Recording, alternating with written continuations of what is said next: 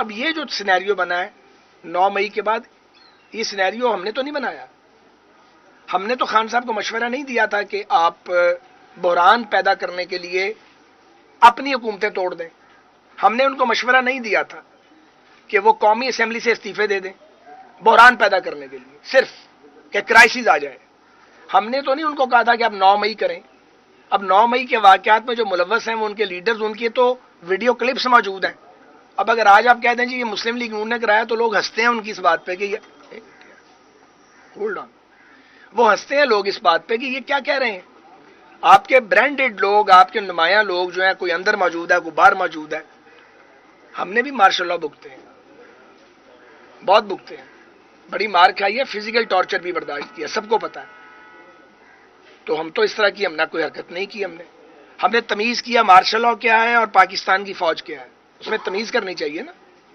یہاں تو تمیز ہی کوئی نہیں ہے. اگر آپ مجھے لے آئیں اور گود میں اٹھا لیں تو ہر چیز جائز ہے، اور اگر گود سے رکھ دیں اور کہ امپارشل ہیں آپ جانے اور سیاستدان جانے تو آپ میر جعفر اور میر صادق بنا دیتے ہیں. ایسا ہی ہوا ہے. اب یہ ایک پہلو یہ ہے، ایک پہلو اور بھی ہے، وہ سیاسی پہلو ہے. عمران خان صاحب جو ہے نا، انہوں نے سیاسی برادری سے اپنا ناطا نہیں بنایا. سیاسی برادری ہوتی ہے، آپ اختلاف بھی کرتے ہیں، تنقید بھی کرتے ہیں، لیکن آپ پولیٹیکل نارمز کے لیے اکٹھے بھی ہوتے ہیں. یہ ایک انوکھا لاڈلا تھا. وہ کہتا تھا میں نے کسی سے بات ہی نہیں کرنی، میں اوپر سے اترا ہوا کوئی اوتار ہوں، میں ہی رول کروں گا، میں ہی ملک کی سیاست کے فیصلے کروں گا، باقی سارے جو ہیں وہ ارریلیونٹ ہیں، باقی سارے چور ہیں. چور کہتا تھا نا. اب آپ چوروں سے توقع کرتے ہیں کہ وہ جا کے آپ کے ساتھ کھڑے ہو جائیں. آپ نے کسی کو اس قابل چھوڑا ہے کہ کوئی آپ کے ساتھ غلطی سے بھی ہمدردی کرے، کوئی گھر معاف کیا ہو، کوئی جماعت معاف کی ہو؟ آپ تو فرعون تھے اپنے وقت کے. اب آپ اپنے کیے میں پھنسے ہوئے ہیں. ہم نے نہیں پھنسایا آپ کو، پھر آپ نے 9 مئی کر دیا. تو بات یہ ہے کہ ہم نے بھی نواز شریف کے بغیر 3 الیکشن لڑے ہیں، کبھی جیل میں کبھی جلا وطنی میں. ان کی پارٹی کو لڑنا چاہیے، انہیں بائیک آؤٹ نہیں کرنا چاہیے. ہم انہیں یہ مشورہ دیں گے کہ وہ الیکشن لڑیں، کیونکہ پی پی پی نے بائیک آؤٹ کیا تھا تو پیپلز پارٹی پیچھے رہ گئی تھی. پھر ایک وقت میں 2008 میں ہماری پارٹی لیڈرشپ سوچ رہی تھی بائیک آؤٹ کرنے کا، تو سیاسی برادری نے کہا بائیک آؤٹ نہیں کرنا. یاد ہے آپ کو وہ دن؟ ہم نے نہیں کیا.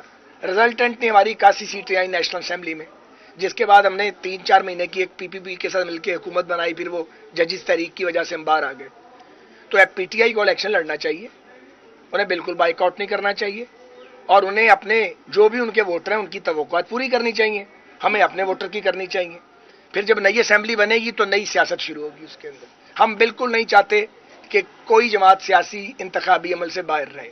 میرا خیال ہے کلیئر ہو گئی ہے بات. جی اب ان کو موقع ہے. بتائیں کہ ایک جماعت ہے جس کے ووٹ بینک نے سب کو پریشان کیا ہوا، اور ہم سے بہتر آپ جانتے ہیں سیاسی کارکن ہیں، اس کا ووٹ بینک ہے سوشل میڈیا پر جو نوجوان ہے اور جو سوشل میڈیا استعمال کرتا ہے. تو آپ ٹکٹوں کے لیے انٹرویو کرا رہے ہیں، آپ کی جماعت نے کتنے فیصد نوجوانوں کے لیے ٹکٹ کا کوٹا رکھا ہے پورے پاکستان میں؟ پہلی بات یہ ہے کہ یہ پریشانی کوئی نہیں ہے، نہ تو یہ پہلا الیکشن ہے. وہ کیا کہتے ہیں، سٹاپ پشت سے ہے پیش آیا پا سپاہ گری، تو کوئی نیا کام تھوڑے کر رہے ہیں. بدترین حالات میں بھی الیکشن لڑے ہیں. پتا تھا جیل سامنے نظر آ رہی تھی کہ اس کے بعد جیل جانا ہے، پھر بھی ہم سب نے الیکشن لڑے ہیں. الیکشن کم تھا، جنگ زیادہ تھی، لڑی ہے. کبھی آپ جیت جاتے ہیں، کبھی آپ ہار جاتے ہیں. ہارنے سے بھی کوئی موت واقعہ نہیں ہو جاتی، آپ پولیٹیکلی زندہ ہی رہتے ہیں. ایک تو یہ بات ہے. سوشل میڈیا پہ جو گالیاں ہیں، جو تمہار باندھا جاتا ہے، وہ گلی میں نہیں ہے، گلی اور طرح سے ہے. جو گلی کا رہنے والا ہے، جو گلی کا رہنے والا ہے وہ کیمرہ مین حضرات ذرا، سر آپ کی آواز مائکوں میں آ رہی ہے؟ مجھے پتا مائکوں میں آ رہی ہے، یہ بھی پتا کہ میری آواز سنی جا رہی ہے، لیکن میرا یہ بھی ذمہ داری ہے. نہیں پلیز